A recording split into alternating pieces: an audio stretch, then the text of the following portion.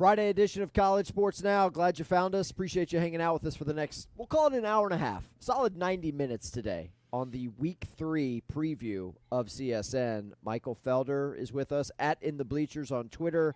The Doc of Locks, who is in fuego, 6-0 to start the season. Wow. Is hanging out with us. The doctor is very much in today. Friday roll call. Gentlemen, how you doing? Felder, how is life down there in South Charlotte? I'm doing all right, man. I feel a lot better than I was feeling before. I think that getting into routine just really helps, man. It just helps so much. Here's the secret to folks like Felder and I who are very routine oriented. Last week was a short week. Yes. Labor Day throws everything off. Yep. There is no routine when there's a federal holiday on a Monday. So week 3, for those that know, they know. This is the week that you can settle into a routine. Doctor, how are we feeling today? How did Thursday Night Lights treat you last night? 6-0 always feels pretty good. Never gets old. But, yeah, it was a good game last night. I did not make a pick on that game. Thought it was kind of a coin flip. That's how it ended up. And good for Arizona State. I think we got a couple of really good games tonight, too. We do. We have some very good games tonight. Shout out to the state of Kansas, which will be featured in both of them. I will say this before we move on. People need to start giving Arizona State a little bit of respect for what Kenny Dillingham has done in year 2. Sure. Sun Devils are 3-0. They went on the road last night as an underdog and won at a very good Texas State team. Now, folks nationally may be like, get out of here with that Texas State stuff. They're good. It's a very good team. That's a tough place to play. You got to travel to San Marcos and get it done on the road. I got to give Arizona State some credit, man, on a short week getting that done. This team won 3 games last year. They went 3-9. They're cooking. Roddy Jones, who's on the show Tuesday, did their game against Mississippi State last week. Felder, they led that game 30-3. At one point in the third quarter. So watch out for ASU, man. They're not the doormat that we all thought they were going to be in the Big 12. Yeah, they're finding ways to get things done, and it's look, and that's the thing with Dillingham, and we've seen it before. Dillingham, like the thing that he does is he can what's the cobble together something. Are they good at anything? Not really. But do they find a way to win? Absolutely. And I also think that they've put together a group of guys that believe in what he's doing. And when you have that from a coach, or when you have that from a team that believes in their coach, they're going to go out there and they're going to play hard. They play fast. They make mistakes fast. But if you make mistakes fast, you're still going to be okay. What's my guy's name? The running back, Scattaboo? Cam Scattaboo? Yes, because the Scattaboo thing, because I was thinking about, like, what do the kids say? Skibbity? My son says skibbity, and I'm like, bro, I don't have time for this. I need 2 cups of coffee before you come at me with the skibbity. Yeah, Scattaboo. Yeah, Scattaboo. This guy's big, white, fast, strong running back. Yeah, strong man. Yeah. Good to see. Yeah. So shout out to ASU. Also, Thursday night action. South Alabama beat Northwestern State. We don't have to spend a ton of time on this. But the final score was 87-10, and this is of interest to me because I gave you South Alabama as an over pick last week. It did not hit, but I'm glad that this week they saved their points. They saved their points for 87 points. They saved their points. Thanks, guys. Appreciate it. But if you look at their box score, it's not crazy, with one exception. One exception. You look at their box score. Gio Lopez. That's a fine game. 15 for 19. Okay, that's okay. That doesn't make me go crazy. 4 touchdowns is very good. But then you look at the 2 running backs, and this is the craziest part for me, Hartzell. 7 carries for 143 from Bothwell, and then you throw in Bullock, and you get 8 carries for 102. So we're talking about running backs. Hang on. I'm going to break it out. Somebody's averaging 20 yards a tote. The other one's averaging right around 12, 13. Yeah, but let's put them together, right? 143 plus the 102, that's 245. So we have 245. Math. Oh, and you know what? I can do this math in my head. Divided by 15. That's 16 yards a carry for your top 2 running backs. bad. 16 yards a carry. Are you insane? Yeah, that helps. No 100-yard receiver. That's like, what? Yeah, 87 points for the Jaguars of South Alabama. So shout out to them. Even though they Also, cost shout me out a to their 3-0 special week teams, by the way. last week. Yeah, shout out to the special teams as well. You cost me a 3-0 week, but you managed to scratch for 87 in your next game. So here's what we're going to do. Yep. Pick segment, if you're here for the doctor, because he's 6-0, he's just... And you probably are. He's just absolutely on fire. Yeah. That's well, coming I think I'm also on fire. later. Let's give Felder his flowers. Yeah. First 2 weeks of the season, that's my dog, his hit for one Michael Felder. Yeah. Who'd you have last week? ECU. Was it ECU? ECU's Yeah. got a big game in the state I of know. North Carolina, which we will talk about. App State comes to town. Dowdy Ficklen's Might be going to his be dog again. absolutely rocking. So maybe Yeah. Felder goes back to the well. ECU a slight home dog against the Mountaineers. So we got the Felder 5. Dan Rubenstein from the Solid Verbal Yeah. is going to join us in about, call it 30, 40 minutes from now. And we're going to talk to Dan about the Ducks, man. He's an Oregon alum.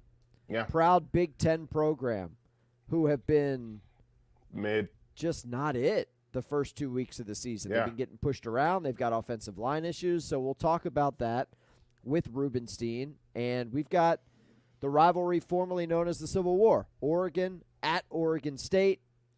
That's a afternoon game on Saturday. We've also got the Apple Cup on Saturday. Washington and Washington Yep. State. They're playing at the Seahawks joint in Seattle, so technically it's a neutral site, but it's weird to see those games, right, on the This calendar early. for week 3 Yeah. instead of at the end of Thanksgiving. So we'll get to that. Felder, where do you want to start, man? Because we got 2 Friday night games, UNLV at Kansas. The doctor has been running his mouth about UNLV. He likes the Rebels. So I'm curious to get your take in this one. And then Arizona at Kansas State, one of just 2 ranked-on-ranked games this weekend. The other one's BC at Missouri. So pretty solid Friday night slate for college football fans. Yeah, let's run through these, and then I want to start with the other before we do the Felder 5. And so let's go like K-State. Hang on, do I have K-State in here? No, I don't have. So good, because I saw that you had them. Okay, K-State. Arizona is dangerous. Yes. That's a rattlesnake. And I don't know if you guys are into hiking. I am not. But if you're into hiking, you know that if you just step up one wrong step, or if you're a rock climber and you just put your hand up there, that thing's going to get you. And that's what Arizona is to me. So I am worried about Kansas State in this game. How do you guys feel? Go ahead, Doctor. What you seeing? Yeah, I like a lot of points in this game. I think 2 really good quarterbacks, and I think the spread right now is 7.5. Maybe just a little slight lean with Arizona if you're getting over a touchdown here, but I think we're going to see some points. I like Arizona, but I don't think their defense is very good. But I love the quarterback, love McMillan at wide receiver. McMillan's amazing. Yeah. Here's the thing. Kansas State, lucky to escape Tulane last Yep. week. Okay? I mean, not only was that Thank thing you. nip and tuck, big defensive touchdown late in the game for Kansas State, and then Tulane thought they had tied it, only to get the touchdown taken off the board for a questionable offensive pass interference penalty. I mean, Felder, you played defensive back. I'll so take it. You'll take what you can get, but there was some hand fighting. The Tulane wide receiver was called for a push-off. Folks down there in New Orleans not happy. Tulane's also a good football team. They got to go to Oklahoma this week. Oklahoma's been suspect on offense. I'm with you, Tripp. I mean, give me the points, right? Like, I think Arizona's going to hang around in this game. I think it's going to be an offensive explosion. Kansas State likes to get it done on the ground. Arizona can't stop the ground game. And the Wildcats like to get it done through the air. Can Kansas State stop the passing attack? We'll see. Talk to me about UNLV Kansas, because the Jayhawks got pushed around against the Big Ten team last week. Well, that was the big thing for me is it didn't look like they had the bodies. And what was that? Was it Illinois? Is that right? Yeah. So it didn't look like they had the bodies. I don't know what to expect out of this team. We came into this season thinking, hey man, with Devin Neal, they're going to be able to go out and go make plays. And you're looking at them and what is it? Oh, God. See? It's Daniels, but can you get the first name? Jalen. Jalen, yes. That's it. Because Talon is green. He plays for Arkansas now. Is that correct? Jaden is now In the NFL. a member of the Commanders, yes. Commanders. Okay. So Jalen Daniels, this guy's got more interceptions than touchdowns right now. That's not good. So what do we think? Like I'm trying to put together that's my dog right now. That's why I keep looking down. But I love UNLV. Yeah, the doc is high on UNLV. He was high on the Tuesday show with Roddy. So make your case here for the Rebs. You Trip, go. Yeah, okay. First off, just checked. The line's actually up to 9.5 now. The only thing is it real? slowing Hang me on, down let me about see this this. game. Yeah, it's Yeah, swollen. it is 7 9.5. a day or two ago. Yeah. Now it's 9.5. The thing that slows me down a little bit here. Well, first off, just on UNLV, I think they can play. Even though their quarterback, he's not like burning it up through the air. I don't think he's got a very high completion percentage, but the guy can just make plays. And he can make plays with his legs, and they just get guys open left and right. I know they were playing Utah Tech last week, but God, they put up 700 yards of offense. Yeah. And they just look like a team that's going to pick somebody off. Right. Coming Utah down Tech sounds like a fake school, by the way. I've never heard of Utah Tech. Yeah, I think until I now. don't even know where that sounds they are. a little questionable, bro. But yeah, no, you're right. UNLV's been building. Is Barry Odom still there? He's the Yes. head coach, right? Yes. I mean, Very calming presence. dangerous team. Dangerous team. That's the 7:00 game. And by the way, Kansas, in case you didn't know, their football stadium in Lawrence is under construction. Yeah. So Yes. They're they're playing playing- in Kansas City. they're playing in Kansas City. Tonight's game is at the home of their MLS team, okay? Mhm. And they got a couple of games later on in the year that they're actually playing at Arrowhead, where the Chiefs play. So Yeah. tonight, MLS Stadium, kind of a smaller venue, natural grass for those of you that care about Good. those sorts of things. My And buddy then Steve Clegg. Cofield is there. I'm sorry? My buddy Steve Cofield is he does radio for UNLV, and All right. he had to go to use like a local radio studio for our weekly hit. So he's in Kansas City. They feel good about this team. They feel good about this game. Like they're very excited to play this game. Well, I will say the hesitation for me with UNLV is Kansas is coming off a loss. You know they're going to be motivated to play this game. So it's making me pump my brakes a little bit, but 9.5, that's Yeah. just too many I points. got a feeling. At Locks of the Doc on Twitter, I got a feeling you might be weighing in later that's tonight gonna be a pick. for UNLV Kansas. So that's the 7:00 game, and then Arizona Kansas State, 8:00 kick on Fox. Looking at the Saturday slate, gentlemen, I mean, I've got plans Saturday night. I'm gonna go to a actual college football game. I got that in the doc, dude. I feel pretty good about that decision. I'm a FOMO guy when it comes to these games. I'd rather be at home, being able to listen to the Blitz or bouncing around on like the quad box thing with YouTube TV. I feel pretty good about that decision to go to a game Saturday night because while I think the afternoon slate and the mid-afternoon slate have offerings, I think the Saturday night slate's a little thin.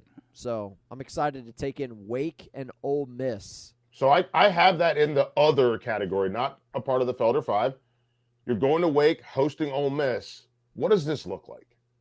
I think it's going to be a very offense-heavy game with the visitors scoring a significant number of points more than What's the number? the home team.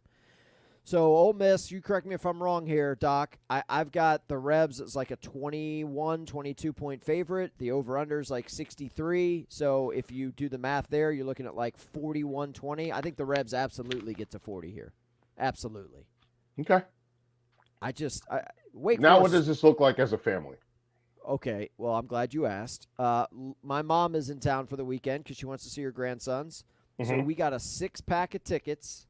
All right, we've got a gold parking pass. Shout out to my boy Phil coming through with the pass. So we're right next to the stadium. Now, your boy here works, okay? The doc and I have blitz obligations from noon to 6 Eastern time. The game kicks at 6:30 on the CW. Shout out to the CW. Yeah. So I will be Ubering from downtown to the stadium. So wife, mom, kids going early, like whenever they want to go. And by the way, Yaya is also making an appearance at this football look tailgate. at that. That's now, here's amazing. the thing about Yaya. For those that don't know, Yaya is my mother-in-law. She lives with us. She has for several years. They grew up in Kansas City, okay? Mm-hmm. Yaya knows all about tailgating because she used to do the Arrowhead thing back in the day. Look okay? at that. Crock pot, Nice. tables, like the Getting whole shebang. wild. So, like, her expectation of what an American football tailgate looks like versus what she's going to be walking into Saturday evening, not apples to apples, okay? Arrowhead, what are we calling the stadium in Wake Forest? It used to be Truist. It's not. Now, It's Legacy. A Legacy Legacy. Federal A Credit Legacy. Union Stadium really just rolls right off the tongue. Yeah.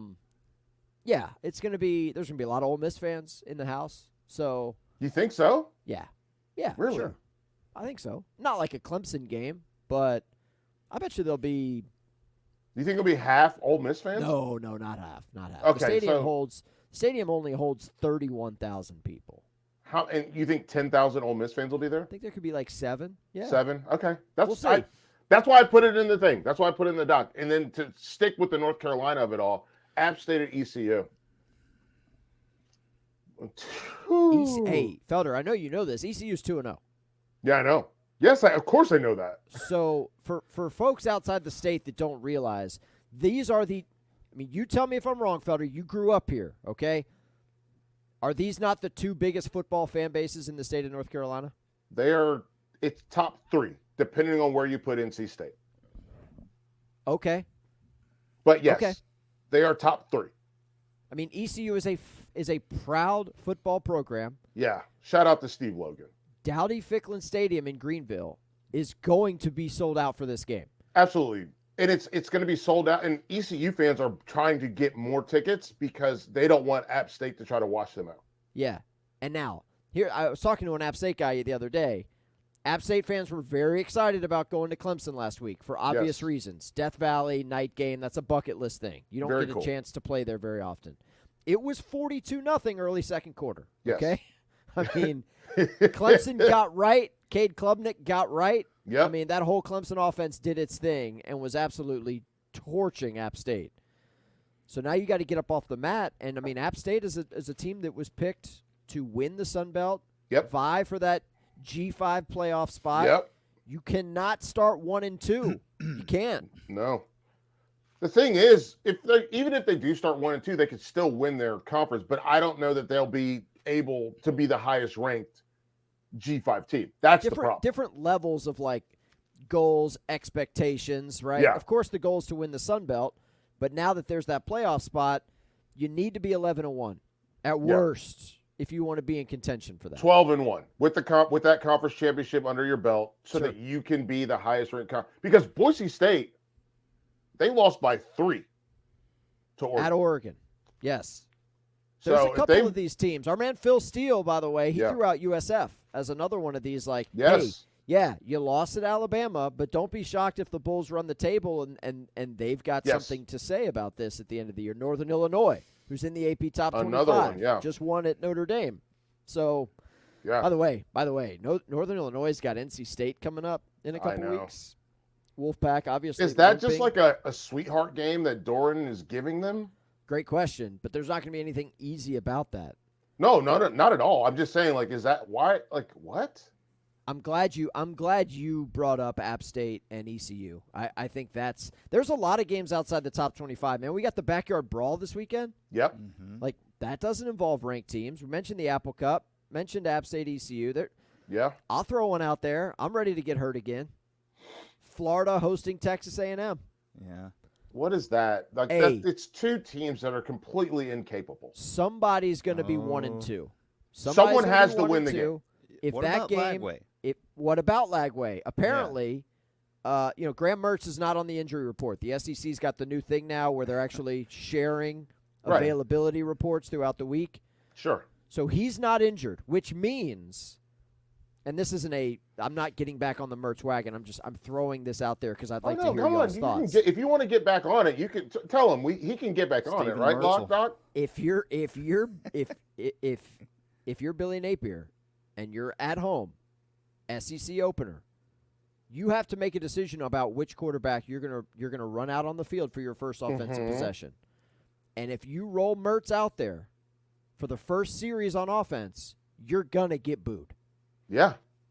And that's a situation, again, I'm just, at this point, I just want to watch. I want to learn about these teams. But Sure. DJ Lagway clearly is the future. That's a 5-star guy. That's a dynamic talent. If Billy Napier wants to, I don't know, save his job, that's the path, right? You can Sure. sell your fans on that if you go 6-6, which is still going to take a miracle.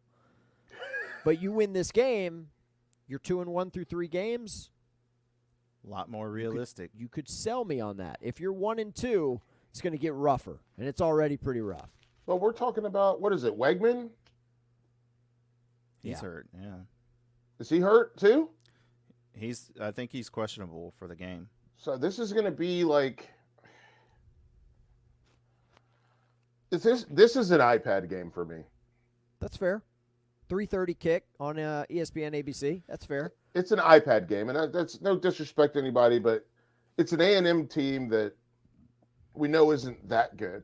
It's a Florida team that we know isn't that good. Like, those are names that I know that people will ask me about. I know I'm going to have to talk about it next week, so I know I have to watch it, but I don't have to like it. I got another one that might fit the same description. You ready for this? What is it? High noon, Tallahassee, Memphis at No, that's Florida not State. in the same world, dude. You sure? Memphis is another one of those teams. We talked about it with App State. We talked about it with possibly Tulane. We've talked about it with Northern Illinois. Memphis is also on that list. You don't think so? Is Memphis the story here for you? Yes. Okay. All right. I want to watch Memphis. You don't want to see if Florida State can win their first game of the season? I don't care if they win or not. I'm sorry. I'm sorry, Lock Doc. I'm sorry. That's okay. But I don't care if Florida State wins. I want Memphis to win. I'll put it right there. I'll stand on business right now. Fishy I want line. Memphis to I win. don't know. Fishy line. Yeah, I mean, what is I'm it? not gonna go there. I What's think the number? Florida State is definitely the pick here. It's 6.5. It's 6.5. Florida State's at home. They've got to. What does that mean? Win this game, and plus Memphis over the last few years, and we talked about this yesterday with Phil Steele. Not a great road team. Really good at home. Not great on the road. That's a good. Here's That's the a thing, great but point. I'm that stadium's not going gonna to be jinx half my empty, guys though. either. So, I mean, the good news if you're Memphis is that place is going to be about a third full, right? So let's just throw this into the Felder Well, Five it's because gonna this be a is third what full was all number year 2 long. on my list. Who needs this win more? Florida State. Okay. Florida State, just for the sanity of the fan base, the program, everything. Got to have it. And Got to find a way. I included this with that. I included Virginia Tech at Old Dominion. Ooh. Why is Virginia Tech keep doing this, man? Why do you keep playing Why? true road games in Norfolk? Like, I get that Because every it's player easy you've for had- it's easy for a bunch of the guys on their team for their families to go to the game. That's They spot also on. lose every time they go. They've Spot lost on. their last 2 trips. Every great player in Virginia Tech, program history has come from the Tidewater region. It feels Right. like, right? H2O, baby. Yeah, Virginia Tech's like a 2-touchdown favorite, man. They should handle their business. I'd but be all Yeah, over but they- Old Dominion in this game. ODU's 0-2, man. They're not very good. Don't care. This Okay. is their game. Don't care. This is their Super Bowl. Yes, you're right about that. There's a couple of Yeah, there's but a couple of games that fit that description this week for me. I'll throw one out there: Colorado State.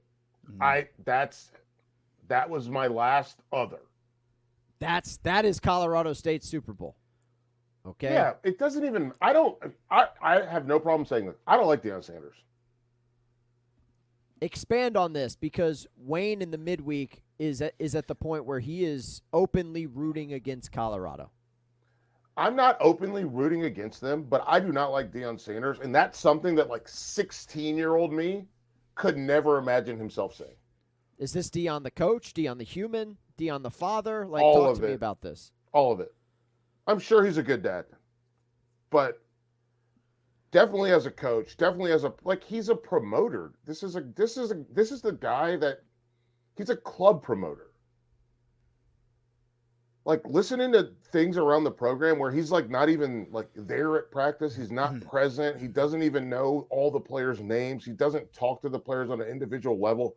He doesn't do any of those things. Like talking to people like in college football that are around like that get this, like obviously we know that he's shut down media covering his team if they're not big enough, if they're not, if they don't give him put it off in a positive light. Like I don't like it. And again, 16-year-old me, God, I was in love with Deion Sanders from when I was in 4th grade until I was in like 10th grade. I was like, this is the man. I've got a Deion Sanders football jersey in my closet. I don't have football jerseys. Right. Okay. But I got a Deion jersey. Falcons? Bro, I had the Deion. Nice. Yeah, single wing, old school Falcons. Yeah, obviously. I had the shoes. I wasn't allowed to have the shoes. I had the shoes. It was like I got them, the year after they came out when they were on sale. Deion but shoes. Dude, Deion had some sick look 'em up. shoes, man. he had multiple. Shadur wears them. Yeah. Yes. Yeah. Oh, back wow, when they yeah, had I like do remember the those. turf shoes, like the Barry Sanders shoes. The Barry were Sanders, incredible, but the Deons before that were just. Yeah. I mean, they were And it out of our just- price range, but that was still. That's again. What did I just say? I had them the year after. Yes. Same thing with the Jawan Howards Nice. / Scottie Pippens, the Nice. ones that Yeah, said those Air. up tempos. Yes. Yeah. Yes. Air Max more up tempos. Yeah, buddy. Of course. But Well, no, Talk to me about like the on the field stuff, man, because you had the They can't run the soundbite from football. Shadur last week talking about his offensive line. How many times did Raiola get touched? Like, I hate that. I want to make sure I put this the right way. Shadur's a kid, so I can't be that upset with him because he's a child. But to feel like it's okay to say that means that you're modeling, or you're not modeling, you are mimicking the information in the way that your coaches are acting, the way that your coaches are modeling that for you to put out into the world. And two things. One, the fact that the coach is making you put it out into the world instead of him talking about it. That's one. Two, I know that my dad would never do that to me. Two, the fact that, and we've talked about this you and I talked about it with Wayne. You can't build cohesion in a comprehensive group of young men to work together. Why do you think they go to freaking basic training in the military? Why? Right. Yeah. So that you can build a unit that operates together. Why do you think they do BUDS training for the Navy SEALs? So you can build a cohesive unit to work together. And I'm not comparing football to like losing your life. What I am saying is, why do you think Wisconsin has a pretty good offensive line? Why do you think Iowa has a pretty good offensive line? And even though I don't think they're a very good team, why do you think Notre Dame has a pretty good offensive line? Because those guys stick around and they keep going, and their coach doesn't tell them that they're expendable. That's what we're dealing with right here, is a coach who tells players they're expendable. Now, they have one of the best quarterbacks in the country. They have one of the best players in the country in Travis Hunter, all-around player. Yeah. But you can't tell everybody else on their roster that they don't matter. You can't do that. Openly. Not like, hey, to everyone, to let's you, say it to behind me. the scenes. Yeah, no, it's broadcast. So here's what does this look like moving forward? Okay, because we've talked about Colorado's schedule. It's very difficult. They're sitting there at 1-1. They're a favorite in Fort Collins on Saturday, which you may or may not see in my pick segment coming up a little bit later. But like, Yeah. it's not going to get easier. No. That's what I'm trying to say. Like this team and doesn't here's look the like thing. they're Your going to sniff a body bowl is game. going to just narrow it down to one thing. Shedeur. If he keeps getting hit like this, right. Guess what? Things go down. If Travis Hunter keeps having to play this many snaps, I don't know if anyone's ever heard of the law of diminishing returns. Yes. But it's a law. Yeah. That's what we're dealing with. Yeah. You think he just leaves when Shedeur? Dion? Yeah, do you think he just leaves after Dion or Shedeur? Well, I think Shedeur is leaving. Okay, yeah, and Dion just what does he do? Like just keep doing Aflac commercials? Well, it's a fair question to be like, what does this team look like once Shedeur and Travis Hunter go pro? Which, no clue. It's supposed to happen at the end of the season, but what if it happens, I don't know, in week 4, week 5, when these guys are like, we're not going to a bowl game. I can't do this. We're not playing for anything. Our Big 12 title shots are over, and it's time to shut it down and get ready for the draft. Wouldn't be shocked at all. Yeah, that's in the thing. Like, where's Dion gonna go? Don't know.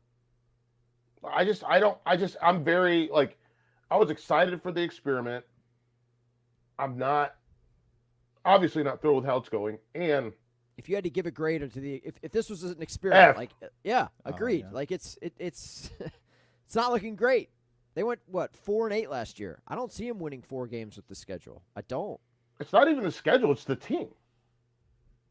Yeah. It's the team. We'll see. Saturday night, 7:30 under the lights. Colorado State took them to triple overtime last year in Boulder before losing. It's the team. The team, you don't, and instead, I think a lot about this. I think about Mike Tomlin a lot. And I know my dad listens to this show too, and my dad is a big Mike Tomlin fan, because he's a Steelers fan, but also you beat a bad football team last week. But that's not the point. The point that I'm saying is Mike Tomlin, when he talks about coaching, he talks about it in a way that I understand, because my parents were both teachers. My wife is a teacher, and they talk about finding ways to make sure that what you have is successful. Dion doesn't do that. Can you Dion reminds me of this guy. I don't know his first name, but Mr. Golden was a teacher at my middle school.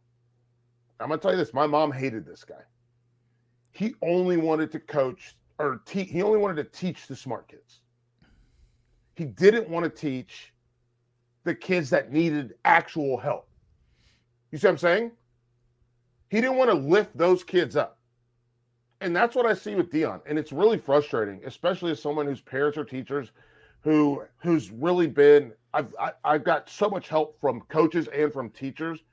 And not because I was always smart. I was always doing what I was supposed to do. I was slow, obviously, in football, but they helped push me and they help lift other kids up. And one of the biggest things is if you have Shedeur and you have Shiloh and you have Travis, what they should be doing is trying to lift up the rest of what you have. Yeah. And that should come from the top. And it's not coming from the top. The top is screw those guys, we'll get new ones. And that's not the way it's supposed to work.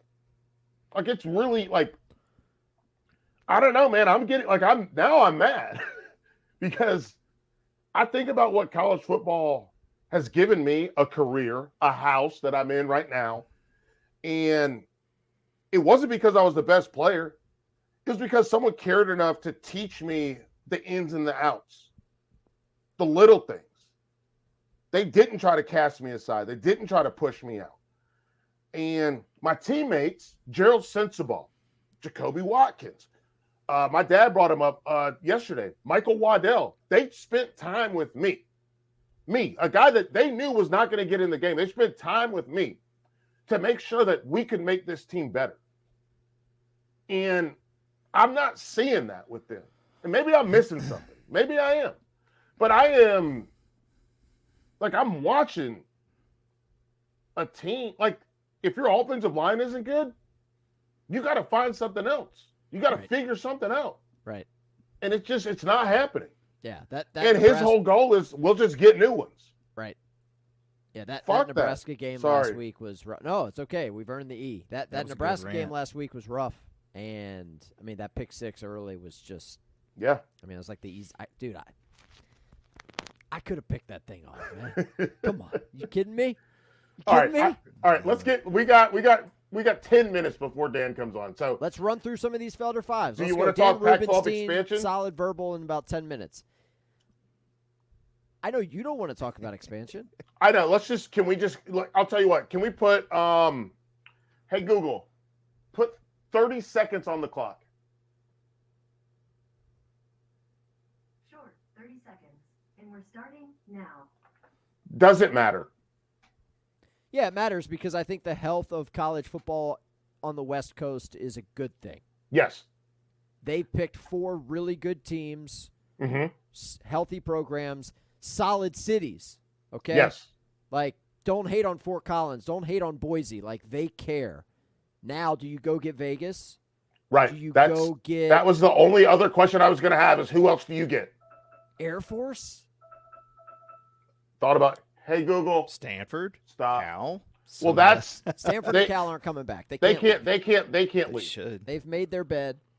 But, look, you get 2 more, you get to 8. Now you've got the Right. guaranteed playoff spot. And long term, maybe you talk to Gonzaga about basketball. Like, you Yes. start building this thing back. And here's what makes this important, and then we can move on.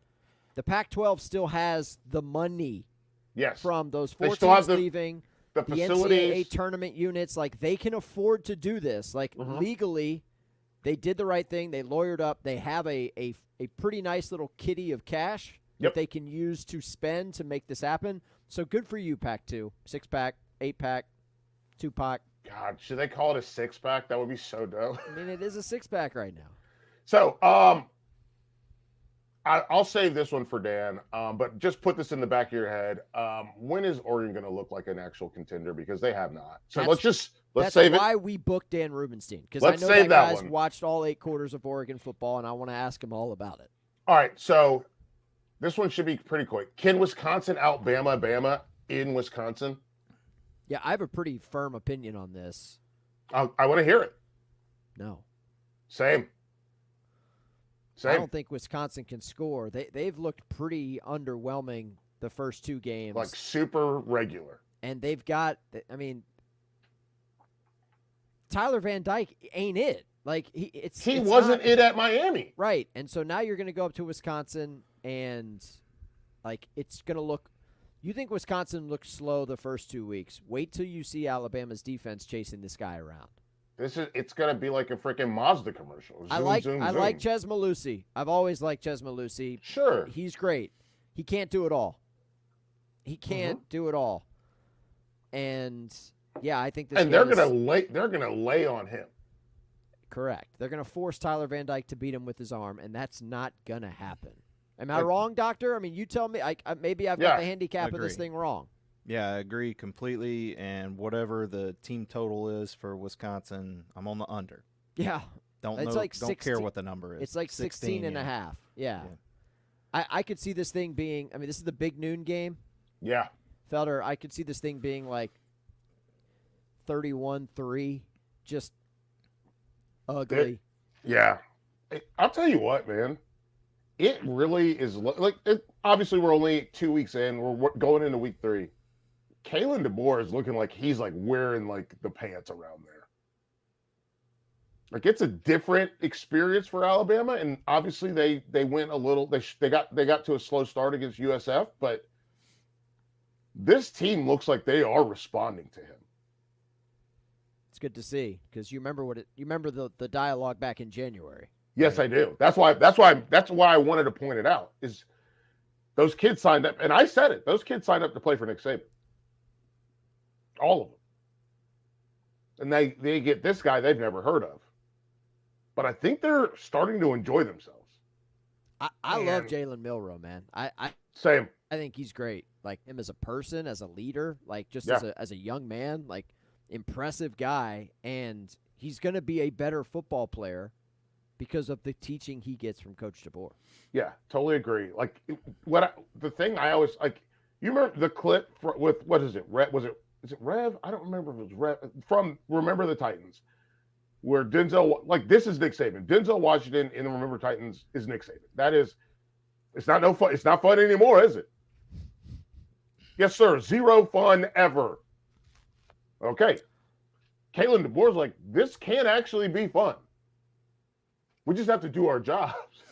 I've never seen that movie. Wait, believe it or what? not. It's fine. You don't I've need to never see seen it. You're Not a top 5 football movie for you, Felder? I don't like sports movies in general. I'm just asking you to rank top 3, top 5 football movies.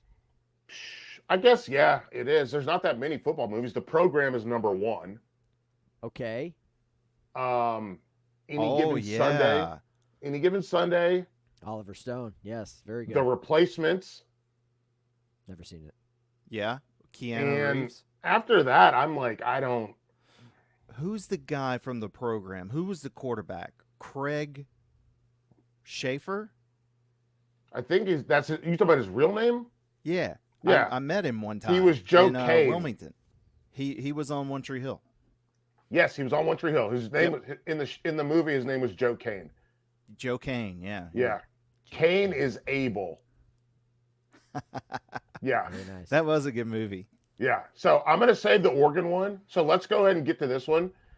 And I know I wrote it weird, but Notre Dame versus Purdue, Utah State, Georgia, Kentucky. Is there a worry for any team, and why is that team Notre Dame? Yeah, I'm with you. I think Notre Dame might have their hands full, man. Yeah. Like, it's a 9.5 point spread is what I'm seeing. And we talked about teams coming off losses, right? We saw Clemson come off a loss and go out and just go crazy against App State. You both expect App State to go out and handle their business against ECU. Do we expect that from Notre Dame?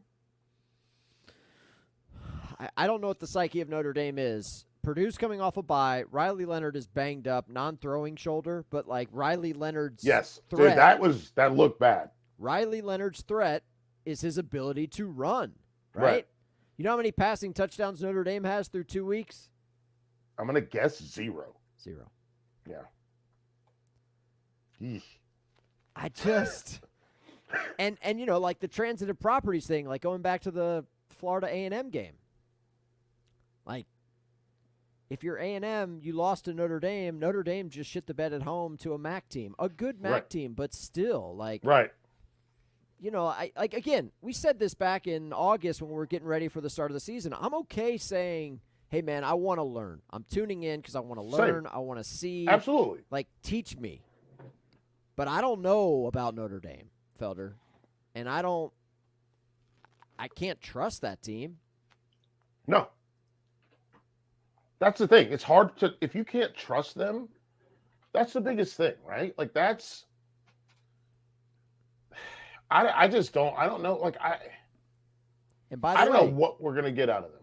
We're going to do the Cam Rising injury watch thing again because of his hand. Yeah, I don't understand. Like, how is this a thing?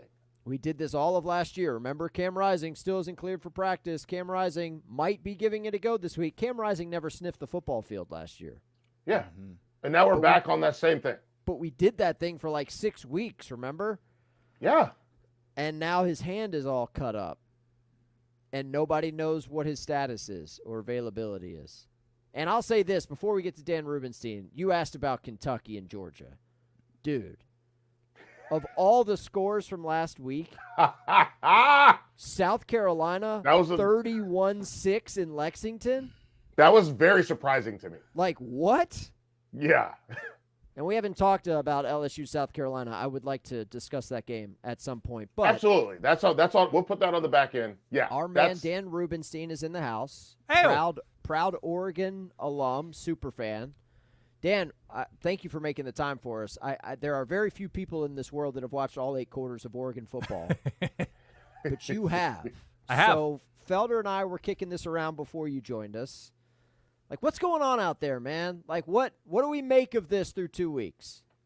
The ultimate gamesmanship ahead of Ryan Day and Ohio State. They're just rope-a-doping the Buckeyes. It's a long-term play for 6 weeks. What's going on? To oversimplify, the inside of the offensive line is both beat up, and the players they've played have not been especially good. They lost a Remington Award-winning center from last year in Jackson Powers Johnson, and as I think most people know who listen to the show, the center is vitally important, both in terms of calling out protections and, locating where the defense is and snapping the ball to the quarterback's hands and not getting pushed around. So there are a number of unique responsibilities for a center, and they didn't have Jackson Powers Johnson in the bowl game. Pancho Laulu, has been the guy at center, but they've been beat up at guard, so they needed him to kick out to guard for a little while. And so there have been a lot of rotations, and you couple that with a quarterback who's new to the system in Dylan Gabriel, who I think is very good, but he's also shorter. He's also just not as familiar as Bo Nix was in year 2 with Will Stein's system. Right. And so you couple all of that Dylan Gabriel has been a little bit shaky at, seeing where pressure is coming from, with the inside of an offensive line that should continue to get healthier. It's the Indiana transfer, Matthew Bedford, who's like the Oregon fans' favorite player right now because he's been hurt and I think is slowly coming back. I don't know if he'll be back this week, but he's been practicing. So if he can play right guard, then it lets Pancho move back to center. They've been playing a walk-on at center. And so you couple that with some early season disciplinary issues in terms of penalties and fumbles that Oregon has really been off. But the good news to me as an Oregon human is fumbles are fixable. They're practicable. Their random turnovers can be random like that. And sort of keeping your head on straight is fixable, right? In practice, you can rep certain things. And like anything, progress isn't linear. And they've looked disappointing, but have the ability to turn things around, especially when you consider there's not a ton on this schedule right now. So that's what's happening right now. I think the defense will largely be fine. You look at what they've done along the defensive line. They are deep there. They are angry there. They're experienced there. They need to set more edges on the outside, but especially that defensive line should collapse a lot of pockets this season. And we're weighing Oregon against the best of the sport, and right now they've come up short. So for the Oregon fan fire alarm in your office there, which is sweet, by the way, the little studio, you got all the stuff behind you. I love it. You haven't broken the glass and started to reach for the handle yet, right? No, okay. I haven't yet, and we've seen this, right? We saw 49-3 to Georgia to start Dan Lanning's career at Oregon, and they came back, and I don't remember the final score, but they blew the doors off of BYU. They lose to Washington in spectacular fashion a couple years ago. They come back and they stomp Utah at home. And so there is a certain element to well-coached teams that they improve, they recognize, and we can all freak out a week or two into the season, but good teams don't always look good. And so that is the optimist in me, that we've seen this before. We've seen Oregon improve over the course of a season. And hey, Michael Penix isn't on the schedule. Look, that's great news, right? Yeah, yes. No, I'm going to stick with you. You mentioned well-coached, and I do think they are a well-coached team. And you look at the schedule, and then you have Oregon State, we go to bye, you get UCLA, you get Michigan State, then you have to go to Ohio State. In those, I guess, 4 weeks, how much ground you think they make up? I think a considerable amount, right? This is an offensive line that needs to perform as a single unit. And the best offensive lines do that, and I think it takes time, right? The tackles return from last year, Johnny Cornelius and Josh Connerly, and so that's a nice building block. And as this line gets healthier, I think we all agree, right? Success begins from the inside out, and the inside isn't great right now. And so I'm fairly confident that they will not have a team before Ohio State that is built to truly disrupt Oregon if Oregon is progressing. And so I have a good amount of confidence that they will. I love that you said teams are built from the inside out, and you're talking about development, player development, right? Yes. I'm going to kind of veer off path a little bit. We'll get back to Oregon. We'll get back to we're going to talk a little bit of Notre Dame because I know Ty's a big Notre Dame guy. But Colorado deciding to just replace with respect to that inside out. They're not building. They're trying to buy. What do you think about Coach Prime? Because I'm on the record already saying I don't like the way that he's doing this. Yeah, I agree with you because especially offensive line seems to be, from the outside, the most difficult position to plug and play. Yeah. And I talk about Oregon plugging in a right guard. That's one guy. And hopefully that works out for Oregon. He hasn't played yet. But to go and try to replace an entire line, I think defensive line might be a little bit easier. I think there are probably more talented people who can come in and just defeat tackles. But in terms of assignments, in terms of like having the feel of where fellow linemen are, in terms of getting those reps in practices and in game situations, to know who's going to have your back, to sort of be on the same page with the quarterback, and he knows what the offensive line is going to do. I think it's a time thing, right? That like if you told me Deion went out and got 3 or 4 promising freshmen, and that by the time they're juniors, it looks like a good move, sure, okay. But I don't know. It just, you don't get married after a couple weeks, right? You got to feel out the situation. You got to see who's right and who's wrong for you. You got to see who fits into your life and who doesn't. And I kind of tend to feel that way about an offensive line. Like, we've seen receivers come in and succeed. You need to beat a corner. You need to catch the ball. I'm not saying it's easy, but I'm saying there's a very specific path. You're dependent on quarterback play, whereas an offensive lineman, I don't know. I think there's a gelling element to this, and to sort of ignore the idea of building depth over time. Look, I might be crazy here, and I think this is the sort of prevailing notion for a lot of people, but like, if you're not recruiting, you're kind of broadcasting to the world that you don't plan to be somewhere very long. And Deion insists that he plans to be in Colorado for the long term. I don't know. You don't make in-home visits. I'm not going to say hubris, but I'm going to say, if you're not trying to follow a path that has been successful over time, over generations, that tells me you're building for the moment, not for the long term. Yeah, it's a full-fledged soap opera in Boulder. I mean, it might get worse. Absolutely. Yeah. Talking with Dan Rubenstein from the Solid Verbal. Going back to Oregon, we got the Oregon State game coming up this weekend, and I'm curious from your perspective what it feels like to see this game on week 3 of the schedule, and if you have an Oregon State story in the bag, Dan, I want to hear it. I mean, I always have Oregon State stories in the bag. I went to the Civil War or Platypus Cup or whatever we're calling it in 2008, I want to say. It was in Corvallis. This was Oregon State peaking. They needed to beat Oregon to go to the Rose Bowl. So, of course, every single Beaver fan in the stadium brought roses to celebrate Oregon State beating Oregon, hated rival, to go to their first Rose Bowl in a long time, or ever, whatever it was. It was a long time coming. I think Oregon dropped 65 in that game. Good Lord. And so there is something about winning on somebody else's turf and sending fans home sad that, like, man, they sucked the oxygen out of that stadium. That was a Jeremiah Masoli team, Ed Dixon, I believe. So it was, they stomped them. They really did. And that was a transitionary year for Oregon. But even still, I think Oregon ended up in the Holiday Bowl that year and beat Oklahoma State. So that was fun. I wasn't alive. I guess I was 4 months old for the 0-0 Toilet Bowl in 1983. It was like a crazy storm, and nobody could do anything on that team. But yeah, to your first question, it's very weird to have this in week 3. It is very strange that this isn't happening Thanksgiving weekend. And I know Oregon is going to have Washington to finish out the season now. And with everything Oregon State was going through, is now reconstituting the non-Pac-12 Pac-12 by any other name. I don't know. But yeah, it's strange. And Oregon State looks like they'll have a good amount of fight to them. Obviously, the fans are going to be excited to have this opportunity. Like, they hate Oregon even more than ever.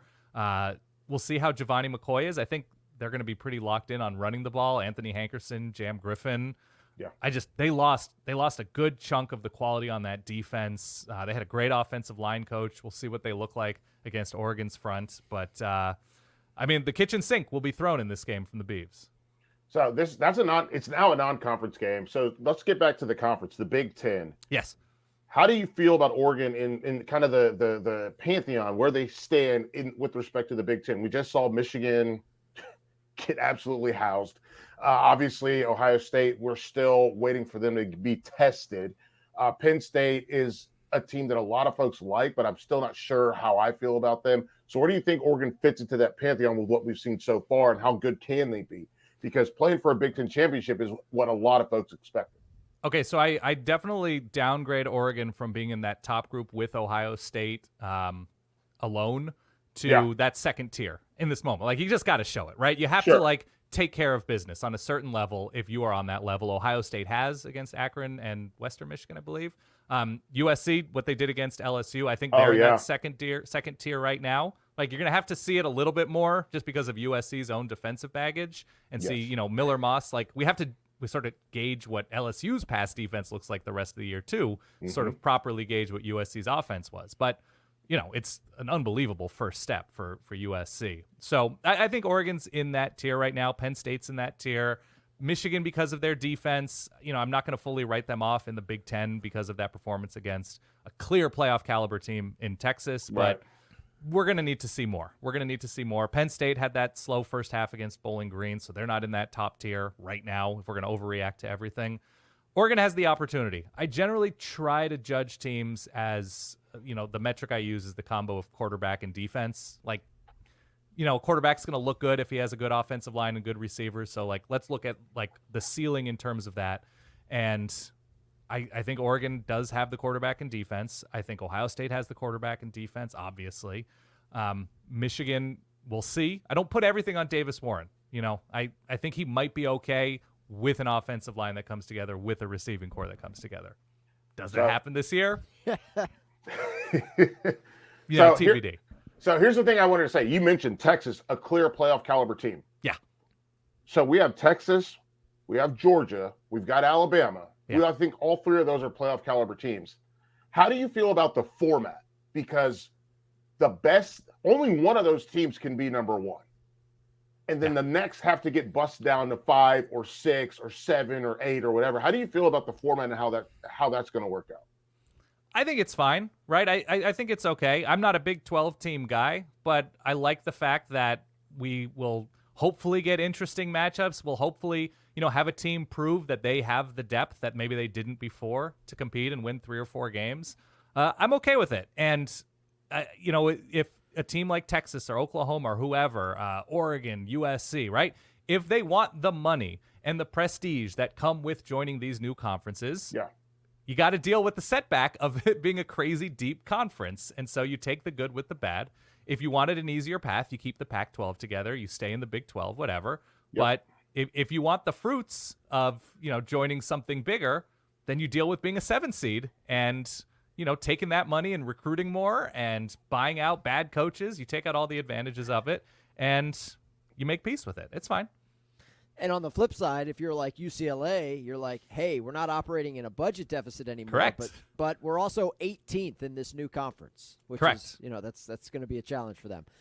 We talked to Notre Dame earlier, right before you came on, Dan. Of course, the other half of the Solid Verbal, your boy Ty, huge Notre Dame fan. How's he feeling? What do you make of the Irish? Like, just a roller coaster the first 2 weeks for those guys. Yeah, Ty's had like a 6-day long dental appointment in dealing with the NI. And look, I like going to the dentist. Shout out to all the dentists out there. Oral care is very important, but it's important, but I don't want to go.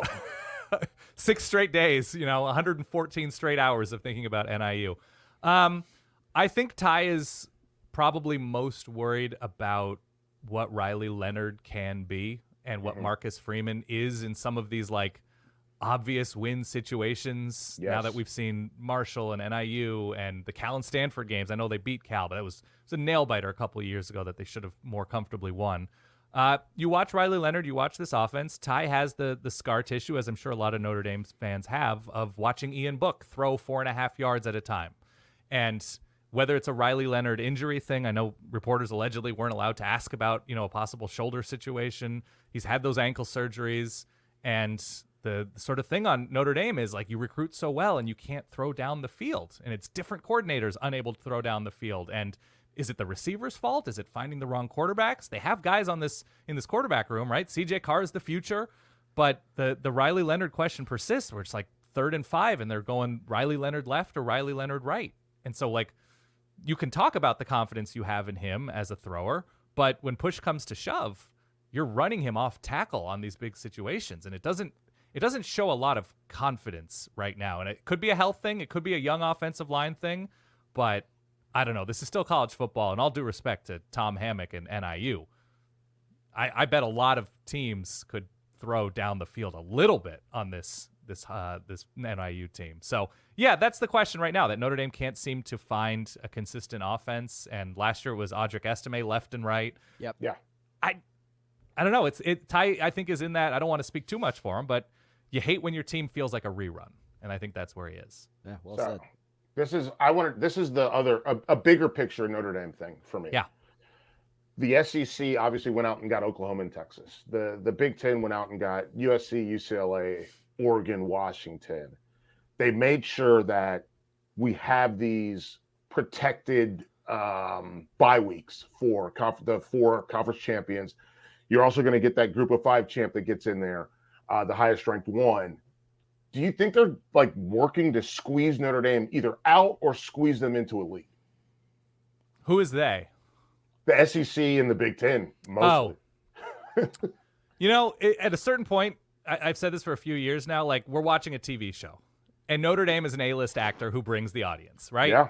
So what would be better than having an Ohio State Notre Dame national championship, an Alabama Notre Dame national championship, a Georgia Notre Dame national championship? And so what do you do with A-list actors? You kind of put up with their baggage. Right? You put up with what they bring because they also bring that audience. They bring that recognition. They bring that recognizable helmet.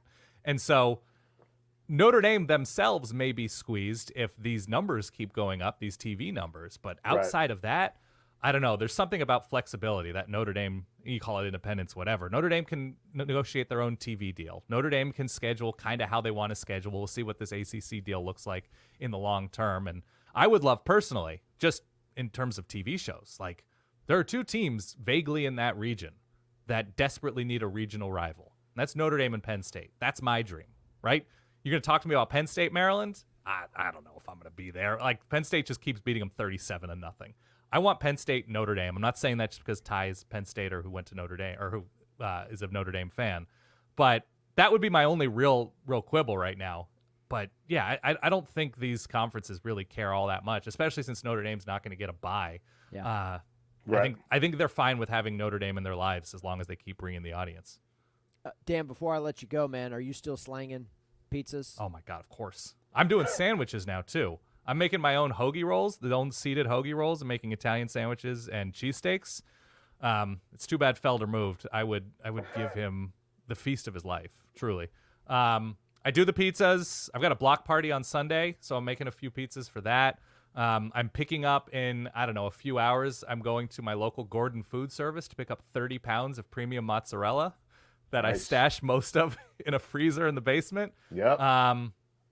Yeah, a lot of pizza, sandwiches. I'm going to experiment with ice cream in a little bit. I froze an apple pie that I'm going to try to blend up and make an apple pie ice cream. So, yeah. That'll do. Yeah. I'm doing it all.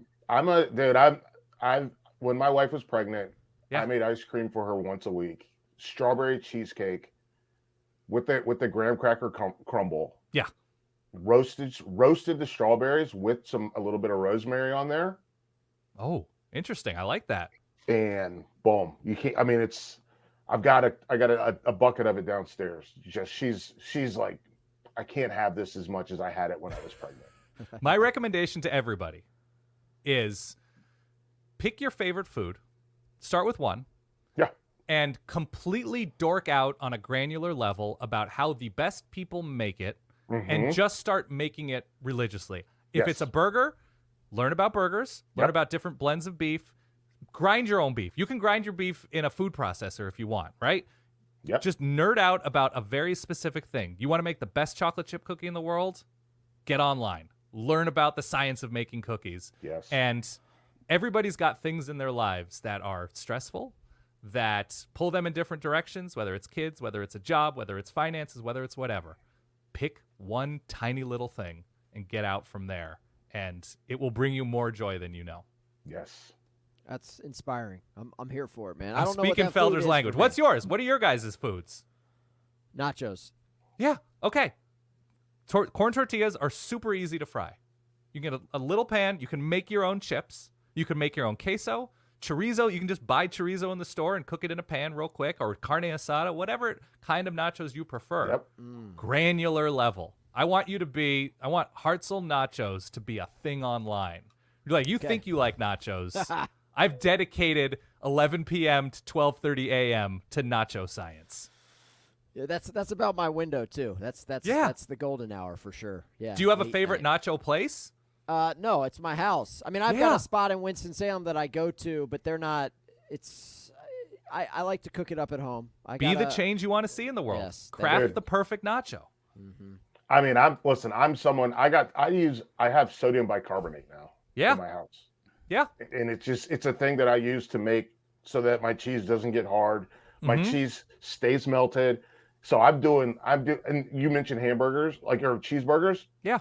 I'm doing like raclette on those bad boys. Yeah, great. What you're doing is you're following your dreams in a very specific way. Yes. But this is why I always like when like the Phillies or somebody like that, they have the sweatshirts that say like, why not us? Why not Stephen Hartzell?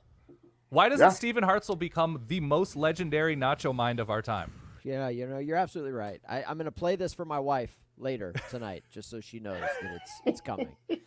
Dan, love your stuff. Great job on the solid verbal, man. Keep it up, and I look forward to seeing some more pizzas and hoagie rolls on the feed. Okay. If you guys are ever through the North Shore of Chicago, I will do things to your stomach that you will think are borderline illegal.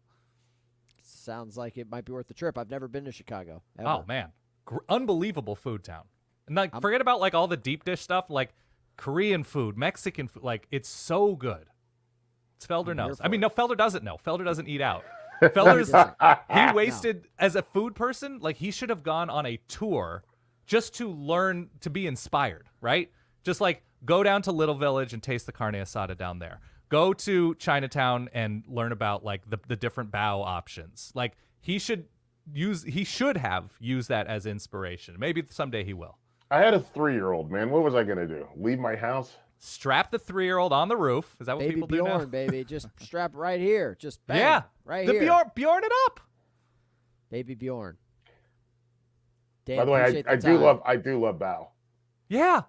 You should be making your own. I do. Do you make your own char siu? I think that's the next level. That is the next level for me. I love bao with a dipping sauce, yes. with the pork inside. Oh, come on, let's go. Let's Felder dim sum. This is the new 2025. I started making my own ramen noodles. Yeah. Yeah. I mean, I like doing it all myself. We know. We know. And I go online, I look for things, and then I start. It's that, what is it, Tom Cruise in Minority Report? Sure. I'm looking at different recipes and moving them around on the monitor to like figure out, I don't know if that's going to work. Should I use this? Should I use that? What's this one? So I'm doing it. I just don't like going out to eat. That ramen broth takes forever though, right? Yeah, I know, but I like that. I know. You got the collagen out. You got to get to a butcher and be like, dude, hook up those bones. That's what I do. I go to my butcher and I get whether if I want beef or pork or chicken, but I also save all my carcasses. Sure. Who doesn't these days, right? In this economy? I save all my carcasses. Like I've got a chicken in there. I've got 2 turkeys in there. Like I save all my carcasses. Yeah, those are gonna get that's sweet raw collagen. Oh yeah, you gotta have it. We gotta let you get out of here. No, that's fine. I appreciate it. Thank you. That was fun. The end was that. The whole thing was fun, but the end, you hit me right food. here. We got 2 foodies. We had to do it. Dan, I'm going to kick you off the stage. Just stick around. You're good. So I can You're get good. Your video, buddy. Thank you so much. Thank you for having me. There you go. That's our man, Dan Rubenstein, one half of the Solid Verbal, which does like 5, 6, 7 shows a week. I mean, just nonstop. So shout out to the Jeremiah Mazzoli reference. Yeah, look, man, That's a chunky line on Saturday. Like, Doctor, I don't know if you've got a lean on the rivalry formerly known as the Civil War, but, I mean, that's going to be 16.5, big number. That's going to be a competitive game, I would think, right? Reese's been pretty tough, too. They haven't won in Corvallis since 2018. You know what he's got me thinking, though? When he was talking about the food, my brain automatically went to chicken wings. But you know what I need to be an expert in is the ranch. I the make dressings. my own ranch. I want to make the perfect ranch. The sauce. Ranch is easy. Yeah. You want dressing? You want the dressing or you want the dip?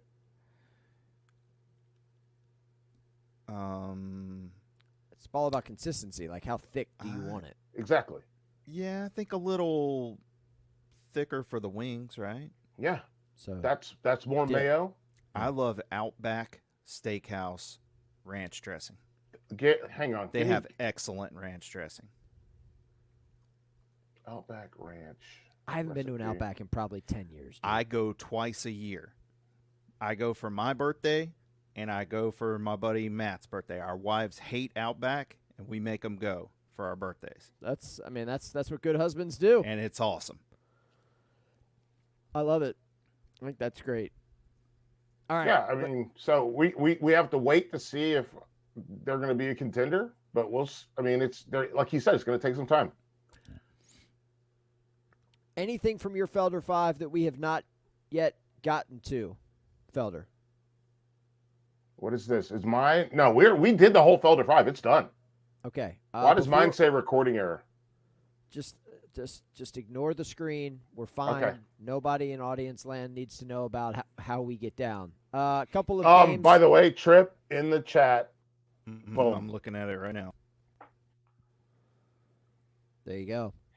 Love to see it. A Getting couple of really games we hungry. haven't talked about. I just want to get your thoughts on these. We can fly through them. All right, let's do them. LSU at South Carolina, high noon, college game days in town.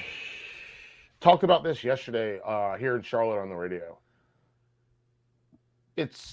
I'm surprised that college game day is going to be there, but then you look at the slate and you're like, I guess they have to. Two, man, I don't know what we're going to get from Nuss. I don't know what we're going to see out of South Carolina. Just blew out Kentucky, but how good is Kentucky? So this is going to be like, to me, it feels like a crapshoot. And I was doing some radio in Vegas, and I was like, listen, man, I wouldn't touch this game. Are you do you guys have a lean on this? No, I don't, Doc. I don't want to speak for you. I do. I actually like LSU a little bit here. Better team. I think their quarterback is going to have a really good year, and I trust him more than anybody on South Carolina. I know it's down at Williams-Brice, and Phil. That's really a hard place likes to South play, Carolina. dude. He really likes South Carolina, but at 6.5, my lean would be LSU on that game. LSU has no run game anymore. Emery's out for the season. It's just going to be Nussmeier just throwing it around every week, which isn't a terrible option, but And getting hit. right. Yeah, you're not wrong. He's also going to get hit. South the Carolina's Who's that cat for South Carolina? Dylan freshman. Stewart. Dylan Yeah. Stewart. This dude, bro, why does he look like that? Yeah, he is. What is he? 6'7", thin. 6'6", 250. But here's the thing. He weighs 250 pounds. Yeah, he looks like Kevin Garnett coming off the edge. I mean, This is crazy. Yeah, it is crazy. South Carolina's defense is legit. LSU's offense is historically very good, so it's strength on strength. I'm going to stay away from that one too. I got another one for you, Felder. Mhm. Oklahoma State at Tulsa. This is a noon game, 11 a.m. local time. I know what you're thinking. Tulsa's going to get smoked, but I was not impressed with Oklahoma State last week against Arkansas, and you know who the Pokes have on deck. Utah comes to town. I think this is a trap game, man. They better be careful. They're laying like 3 touchdowns in Tulsa, man. I don't think they cover. I think they win. I think that they're going to win. I just don't. Ollie Gordon hadn't gotten going yet this year. Was it Alan Bowman? Alan Bowman, yes. Old man Bowman. He's fine. Yeah, he's fine. He's serviceable. He's fine. But I just don't. This team, I think the Magic has left the mullet.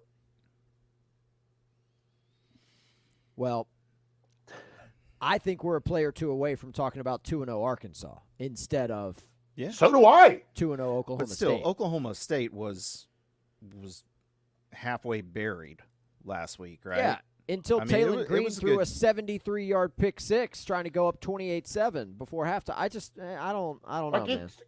it truly, like, I was so excited for Arkansas, for Sam Pittman, and they pissed the bed, dude. That's my dog pick last week, by the way. Yeah, Yeah. I mean, you want to talk about just a gut punch. yeah. You hate to see it. But you did get bailed out a little bit. Wasn't one of your picks the over?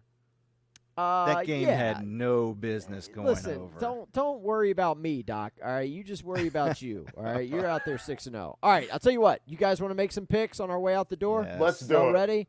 Hang on, I got to get my sounder ready. I messed this up last week. I didn't make it into the show. Stand by. We got sound here. That's my dog. Take that. That's my dog. Say that right, Mom. That's my dog. That's my dog. That's my dog. And anybody got to say anything, you let me know. That's my dog. That's my dog. Oh, man, I did it again. That's my- God, it just plays on a loop. All right, so here's the deal, Felder. You are 2-0, picking underdogs to win straight up. Yeah. Week 1, you gave us Notre Dame at Texas A&M. No problem. Last week, ECU. No problem. So we're starting with you, buddy. You're starting with me I am. because it looks like you already put something in. Tripp has already typed up his selection because he's starting to actually use the document like I've asked him to. But you don't. You just like to let it fly, and that's fine. But I would like an underdog. What you I got five. I'm looking at. Ooh. You can give us more than one. I mean, I don't need to give you more than one. I just need to pick the one that I want. Okay. Ooh. That's from Greece. I know what it's from. I'm looking at BC Mizzou, That's a big number. 15-5. But I can't pick that one because I really like Mizzou. I like Mizzou to be like an 11-1 football team this year. Nobody's talking about the fact that Missouri's ranked number 6. They're not Yeah. going anywhere. Yeah, I like Look them. at that schedule. They're going to be around in the top 5 all year. Purdue and Notre Dame. Well, they're number 6, so they're not in the top 5, but yes. They're right there. Is what I'm saying. So Purdue and Notre Dame, 9.5 is what we're seeing, Yeah. right? Yeah, right around there. Okay. Let me pull this up. I also am looking at Air Force Baylor. Ooh. What time is that game? I don't know what time it is, but it's 16.5. Baylor hosting Air Force 7:30 on FS1. Those are some big dogs. Memphis, FSU. And Colorado State. Mm-hmm. You know what? I'm not going to – my heart tells me I should bet against Dion. Not going to do that. Notre Dame probably is going to try to get right. It's a big number, man. But how much time have they had to prepare for this game, especially since last week they had to play – who did they play last week? Utah? Baylor played – didn't they play – who did they play last week? Yeah, Baylor they play lost Utah. at Utah. Yep. Lost at Utah. That means they didn't have a ton of time. They had to prepare for Utah. They didn't have a ton of time to prepare for Air Force.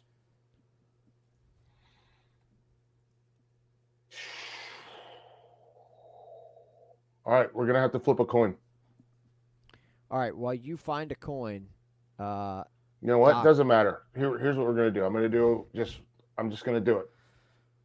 Just do it. 16.5 point dog. What? Give me Air Force. wow, Lamed up coaching staff. shoot or shoot, man. Yeah. They I Give love me it. Air Force. Air Force catching over 2 touchdowns to win in Waco, putting his perfect record on the line. I mean, what a play. What a gutsy call. Can you imagine? is. Can you imagine if I win this? Tripp, you're going to the backyard brawl? I am. Yeah, I like Pitt. So Pitt's at home. This number's been all over the place. I saw Yeah, it at it's- like 3 or 4 earlier in the week. Now it's down to 1. a point. Yeah, it's down to So a for the point. second straight week, you took Georgia Southern last week. They were a 1-point dog. So for the It's just second, all pickups. for this Georgia Southern. I don't know if I said Georgia State. Georgia Southern is who you took last week. Yeah. So you're going back to the 1-point dog well? I am going back to the Pitt? 1-point dog well. Even if it was 3 or 4, I would still like Pitt here. I think at home, rivalry game, and I can't stop seeing West Virginia just fumble those snap after snap after snap against Penn State. And I think Pitt, even though they got off to a horrible start last week, they scored they were down 27-3, come back, they win the game. And I think their quarterback is good. Holstein, I think he can play. Okay. I trust him over the West Virginia quarterback. And Garrett Green? yeah, I like Pitt here. Okay. All right. Trips on Pitt. Felder's on Air Force. I thought for sure, Felder, you were going to go with ECU. I'm going with. I thought about it. I'm going with Colorado State, man. We're gonna bow up and take the underdog team at home. Fort Collins is going to be rocking. And I'll say this about Colorado State. Y'all know me. I'm a big vibes guy. Yeah. Mm-hmm. The vibes in Fort Collins right now are pretty high. Yes. Just like everybody walking around in Fort Collins. Who's high? The vibes are pretty high. They're going to the Pac-2, man. Like they have arrived. Yeah. They've got a golden ticket, man. Like I feel good about this. So give me Colorado State straight up. Don't need the 7 to beat Colorado. That's our week 3. That's my dog pick. All right, here's the main event. All right, you've been listening to the show for 80 minutes. You came here for the Lock Doc. To recap, through 2 weeks, he's 6-0 against the spread. And some of these haven't even been close. Last week, Tennessee, -10 against NC State. No Top sweat. play. Good. We didn't even talk about that. Top Oh, play my on the God. Northern Illinois, +28. One straight up at South Bend. Yeah. Arizona State, -5.5. That got a little sweaty They late. tried to give it away. Yeah. Got a little sweaty late, but as I told you earlier, it was 30-3. I mean, the Sun Devils were just absolutely smoking State. So, like, these games have been pretty ho-hum. I feel good about my 5-1 record. I do. But You should. I got nothing when the Doc's sitting here flawless, undefeated, You're doing great. 6-0. So now, Trip, last week there was some controversy because of the format in which we gave our picks. Yep. Are we doing Which that you again? Still, you still just jump on there and Hey. threw your picks down again. You're the boss, Applesauce. You Don't want to steal go my back and thing. forth? I am going to steal your line. It did not look like the picks you had down. None of those were going to be my plays. Although I do like the your over play. I still think, like, if you're behind, you're 1 behind in the standings, right? I am a game So, behind you. Yes. I would say whoever's trailing should get first pick, like your top play, because I've also told you my top play was Georgia in week 1, and last week it was Listen, Tennessee. don't ask me to pick who my favorite son is. I love them both. Okay, I'm yeah, not but here I to would pick. I would rank and your rank plays, these and then we with it. go No, 1 and 1, I'm not- 1 and 1, 1 and 1. That's I'm how not I think we ranking should my do it. plays. I I'm not don't think ranking my. it's I don't think it's a crazy idea. Who's going first? You or me? However you want to do it. It's obviously your I show, can and already you make see all the them. rules, and I can't change anything. That's why I'm asking you, man. Like I'm literally Okay, asking you. I'll go. My best play on the board this week is Ole Miss. All right. Ole Miss, I had to double check the line here because that thing's actually come down a little bit. 21 and a half. 21 and a half. for the It Reds. makes no sense whatsoever. That's the only thing that scares me. Okay. Should be more like 41 and a half. Do you want me to keep going? No. We'll bounce back and forth. Okay. All right. Arizona, Kansas State, Friday Night Lights.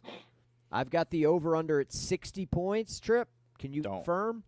Let me, I'll confirm. Please confirm. But this is a Friday night game. It kicks off in about 60 9 and a and a half half. hours from now. Got 60 and a 7. half?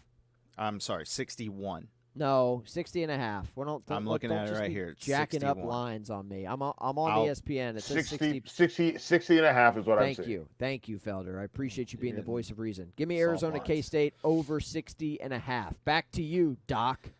Georgia, give me the Dogs on the road. Better favored on the road than at home.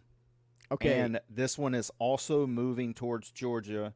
I'm seeing, let's double check here. I see 22. I saw 21 and a half. Felder, can you double check Georgia, Kentucky for us, please? Control F, Georgia. Like, who uses? Look, these half points matter, man. It's 21 and a half. 22. Felder says 22. It's 22. Okay. Georgia minus 22. I like that pick. Okay, I do. I like that pick. You're right. Georgia on the road is just a machine. Mm-hmm. Give me Boston College plus 16 and a half. I Okay. think they hang around against Missouri. Everybody's so excited about Missouri. They haven't allowed a point the first 2 weeks. 15-5. 15-5. I had 16-5. I don't love that you just docked a point off of my number. I'm But looking at it right now. 15-5. Well, Listen. let me look. What time is that game? That game That's is a at 12:45 Eastern on what a SEC great Network. start time. I don't hate it. I'm not being sarcastic. I'm I'm actually being seeing serious. 15. 15 and a half is what Felder said. You're throwing out 15. some bunk lines, Trip. I'm I'll not. be I'm honest, throwing man. out lines that are on a real book right in front of You me. need to get off a live. Bodog right now. Give me Boston College plus What's wrong 15 and with a half. Bodog? Back 15 to and a you. half. Back to you, Doc, for your third and final pick. I said I wasn't going to do this. I'm going to take Florida State. I'm going to take my guys. I'm not going to let myself jinxing my team stand in the way of giving out a lock. I think they're a lock. They're at home. Norvell's old team. Gotta have it. I'll take Florida State, and it's 6.5, and 7. I'm not going back and forth on this. It's 6.5. 7. I'm seeing 7 right now. I see I'm 7 not, as well. It's 6.5. The line is You've 7. taken- You can take it or you can choose another game. give me the 6.5. The line is 7. 6 3/4. The line is 7, or you can pick another game, sir. 6 3/4. Like we're not haggling on point spreads. The line is 7. If you don't like it, you can pick another game. Give me Florida State. Thank you. This is so wrong. Listen, I'm assuming, I'm not a gambler. I'm assuming Correct. that Disney probably has their fingers plugged in to what's going on. Well, look, in fairness, there are consensus lines. Everybody's looking at different sites for their numbers. But yes, we need to have one person. I think Felder, since he's not picking, is a great person to decide what the consensus line is for the purposes of this exercise. Trip, I would hate it for you if your undefeated start to the season came crashing down because you bet with your heart instead of your head. But Florida State minus 7 is your pick. My third and final selection of the day, 3:30, West Lafayette. Give me Purdue. Check the line. I have 9.5 for the Boilermakers at home against Notre Dame. What time is that? I'm That's a seeing 3:30 kick. 9.5. 9.5. Okay, very good. They will be banging the world's largest drum for Purdue, taking on the Golden Domers. Purdue off a bye week. Might win straight up. Might. Yeah. Just might. Yeah. So there you go. Trip, Ole Miss, Georgia, Florida State, all chalk for the Doc. I like Arizona K-State over on a Friday, BC, and Purdue do. So there you go. That's my Purdue. that's my selections. Heck of a show, guys. 90 Yeah, it's minutes. good. Solid. I'm excited about this weekend. Friday Night Lights should be great. These Saturday slates where you're thinking like, It's going to get crazy. something's going to happen. Yes, agreed. Maybe Florida State starts 0-3, and the Doc picks up his first loss of the campaign. I would hate that for you on many levels. I really would. Let's see. Before we get out of here, a reminder to all of you out there in Radio Land, download the Varsity app. It's free. You can get it on Apple, or if you're a Felder and you have an Android device, you can get it on Google Play. You can listen to live college football games, podcasts, coaches shows. It is also the exclusive home of the College Football Blitz for free. The show is also on SiriusXM. That's cool, too. We love satellite radio. Satellite radio is not free. The Varsity app is. Starts at noon Eastern. We take you till midnight. Trip is on the board. He does a great job mixing levels, pushing buttons. He pushes my buttons all the time. He gets me fired up during the show, which is needed during a 6-hour shift. So check out the Varsity app. You can search for your favorite school. You can access specific team content. It's awesome. Folks, that's the show. Felder, enjoy your weekend, buddy. Hopefully you don't have to go to the pool or do a kid's birthday party or anything that you don't want to do. We've got a birthday party on Saturday at 1:30. Guess Oh, my what? God. I'm not going. Well, if you do go, you can listen to the Blitz, and we'll get you caught up on everything that's I happening. can listen to the Blitz at my house. True story. But if you had to go to the bounce house for a kid's birthday party, we got you. That's all I'm saying. No, because then I have to talk to all the other dads. Hey, Lock Doctor, happy birthday. We're going to lunch here in about 30 minutes, okay? Happy 2 weeks birthday. late. Yeah, But 2 no weeks big late, deal. but hey, guess what? I It's still got happening. you. I'm still taking you out for lunch, aren't I? I hope so. We'll see. It's still an hour and a half for you to cancel. I'm not canceling. I didn't It's even all bring about my, finishing the drill. He's going to didn't finish even the bring drill. my gym bag today, buddy. It's all about you. We're here to celebrate your 49th You didn't bring your birthday. gym bag? Nope, didn't bring it. Nope. Oh, I'm getting ready to go out. Which means my anxiety level is going to be very high. I'll probably feel terrible after lunch, but it's all about celebrating the doctor's 49th birthday. You only turn 49 once. Yeah. And It's Trip, looking like keep it up. rain, too. This Keep it one's up. for you, buddy. Thank you to Dan Rubenstein from Solid Verbal for joining us. For the doc, for Felder, I'm Hartzell. Enjoy week 3, and we'll talk to you guys next week. So long.